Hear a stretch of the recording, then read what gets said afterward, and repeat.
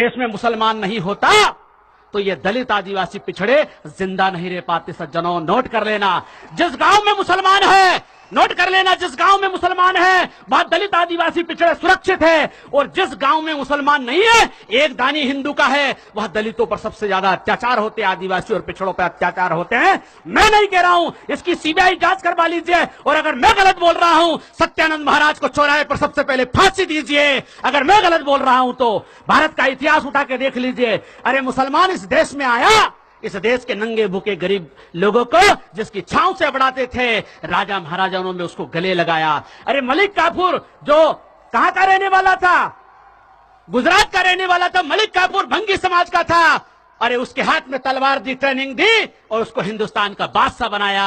आपको पता है भंगी समाज का नासरुद्दीन खुसरो, उसको दिल्ली का बादशाह बनाया। ये मुसलमानों ने पूरी मानवता को गले लगाया, उन्हीं मुसलमानों के खिलाफ जहर घोला जा रहा है। सज्जनों, मैं आपको कुछ बातें बताना चाहता हूं। इतिहास को हिंदू मुसलमान के नजरिए से मत देखिए। भारत में, हमारे राजस्थान में राजपूत राजा रहे, लेकिन राजपूत राजाओं ने इस देश में राज किया मुसलमानों के साथ मिलकर के, मुसलमानों ने हिंदुओं के साथ मिलकर के राज किया।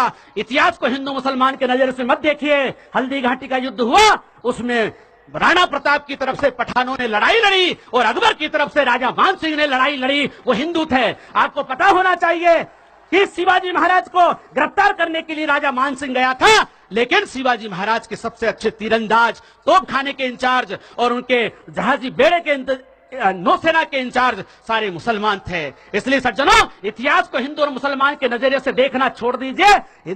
हिंदू और मुसलमान के नजरिए से देखोगे तो आपको कभी भी सही तस्वीर नजर नहीं आएगी। एक दो बात और मैं आपको बीच में कहना चाहता हूं सज्जनों, कि आज इस देश में जो माहौल बनाया जा रहा है कि मुसलमान जब तक नहीं मिटेगा तब तक देश का भला नहीं होगा, ऐसी मानसिकता बनाई जा रही है। और विशेषकर हमारे दलित भाइयों को मुझे बड़ा खुशी हो रही है पॉपुलर फ्रंट के माध्यम से कि आपने इतना बड़ा मजमा इकट्ठा किया। दलित भाइयों, आदिवासी भाइयों के, पिछड़े भाइयों के पास आप जाइए, उनको गले लगाइए, उनको सच्चा रास्ता बताइए। सच क्या है ये बताना पड़ेगा।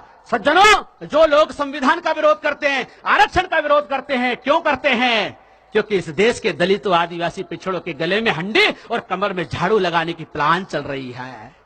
लेकिन वो धर्म के नाम पर चल रही है, वो राम राज्य के नाम पर चल रही है, वो इस देश को सज्जनों, इस देश को बर्बाद करने की प्लानिंग है कि मुसलमान से दलित को लड़ा दो, दलित को मुसलमान से लड़ा दो। अभी पिछड़ा वर्ग का जो हमारा आदमी है वो मुसलमान को दुश्मन मानता है और एक तरफ मानता है वो दलितों को दुश्मन मानता, आदिवासियों को दुश्मन मानता है। मेरे गुर्जर, सोंदिया, डांगी, यादव पाटीदार को समझाओ कि तुम्हारा हक अधिकार दलितों ने नहीं खाया, मुसलमान ने नहीं खाया। अरे तुम्हारा 52% अगर किसी ने खाया है तो वो जो हिंदू मुसलमान का टेंशन पैदा करके मंडल आयोग की रिपोर्ट को छुपाने का प्रयास किया है, ऐसे पाखंडियों से आपको सावधान रहने की जरूरत है।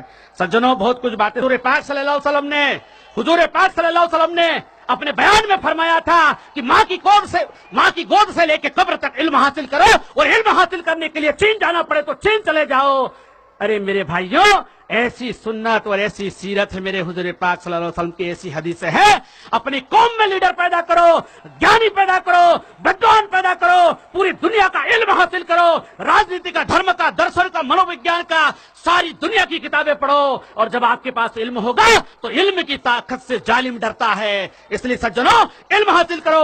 एक बाबा साहब डॉक्टर अम्बेडकर थे, 33 करोड़ देवता और 24 अवतार मिलकर के भी एक भंगी चमार बलाई बसोड़ बागरी बरमुंडो को विधायक सांसद नहीं बना दिया, लेकिन बाबा साहब डॉक्टर अम्बेडकर के संविधान ने राष्ट्रपति बना दिया। ये कलम की ताकत है।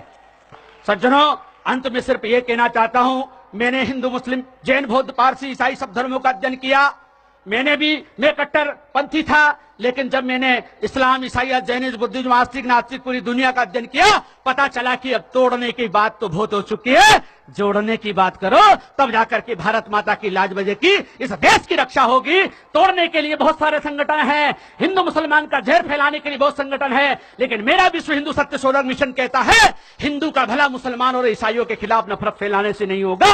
हिंदू का भला होगा तो जाति और अंधविश्वास को मिटाने से होगा, और कोई रास्ता नहीं है। इसलिए मेरे हिंदू भाइयों, जाति और अंधविश्वास के खिलाफ आंदोलन चलाओगे तो हिंदू का भी भला होगा, मुसलमान का भी भला होगा, पूरे राष्ट्र का भला होगा। अंत में सज्जनों, मुझे यहां बुला करके इतना धैर्यपूर्वक सुना, सभी को साधुवाद देता हूं, धन्यवाद देता हूं। और विशेषकर पॉपुलर फ्रंट के सम्मान में कहना चाहूंगा कि लोगों को भ्रमित करे उसे स्टंट कहते हैं, लोगों को भ्रमित करे उसे स्टंट कहते हैं, लोगों को जीतने वाले को पॉपुलर फ्रंट कहते हैं, लोगों को जीतने वालों को पॉपुलर फ्रंट कहते हैं। बहुत बहुत साधुवाद, धन्यवाद। आप सभी के कल्याण की कामना करते हुए मैं अपनी वाणी को यहीं पर विराम देता हूं। बोलिए मेरे साथ, हिंदुस्तान जिंदाबाद।